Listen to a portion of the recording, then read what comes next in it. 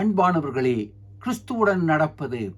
நான் என் வாழ்க்கையில் இறைவனுடன் இயேசுடன் நடக்க வேண்டும் என்று தீர்மானத்தில் இருந்த பொழுது, அவருடன் நடப்பதற்கு சில தடைகள், சில முரண்பாடுகள் இருந்த பொழுது, நான் ஒரு தரிசனத்தை பார்க்கின்றேன்.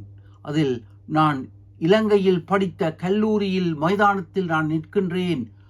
அதில் என்னுடைய உருவம் ஒரு ஆட்டுக்குட்டியைப் போல, செம்மறி ஆட்டைப் போல ஒரு சிறிய ஆடாக அங்கு நான் நிற்கின்றேன். அங்கு மைதானத்தில் நிற்கும் பொழுது வலிய பலிய பெரிய திடகாத்திரமான சிங்கங்கள், ஒரு 50 சிங்கங்கள் அங்கு வருகின்றது என்னை பிடிப்பதற்கு. நான் ஆடாக இருக்கின்றேன், சிங்கம் வருகின்றது. அந்த சிங்கத்தை பார்த்து நான் ஓடுகின்றேன். மைதானத்துக்குள் ஓடிக்கொண்டிருக்கின்றேன். எனது கால்களை பார்க்கின்றேன், ஒரு குச்சியின் காலை போல இருக்கின்றது. சிங்கத்தின் கால்களை பார்க்கின்றேன், மிகவும் பெருத்த தடித்த பலமுள்ள கால்களாக இருக்கின்றேன். அதை பார்த்த பொழுது சோர்ந்து விடுகின்றேன், என்னால் ஓட முடியாது.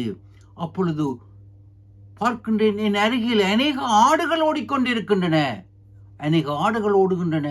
அப்பொழுது நான் சிந்திக்கின்றேன், இத்தனை ஆடுகளின் மத்தியில் எங்கே என் தலைவன்? இதே தமிழில் எங்கே என் தலைவன் என்ற பொழுது அதில் ஓடிக்கொண்டிருக்கும் ஆடு என்னை திரும்பி பார்க்கின்றது. அந்த கண்களில் கருணை, பாசம். ஆம், அதை பார்த்த பொழுது இவர் இயேசு என் தலைவன் என்பதை உணர்ந்து கொண்டேன். என் அருகில் அவர் ஓடிக்கொண்டிருக்கின்றார் என்பதை அறிந்து எனக்கு பலன் வருகின்றது. தைரியமாக ஓடுகின்றேன். சோர்ந்து நின்று விடுவோம் என்று இருந்த நான் தைரியமாக ஓடுகின்றேன். ஒரு எல்லையை கடக்கின்றேன். சிங்கங்கள் அதன் பின் வர முடியவில்லை. ஆம், எம்முடன் நடக்கின்றார். இது உண்மையில் என் வாழ்க்கையில் நடந்த ஒரு அனுபவம். தரிசனமாக என்னுடன் தான் இருப்பதை காண்பித்தார். உங்களுடன் அவர் நடக்கின்றார். சிந்திப்போம், செயல்படுவோம்.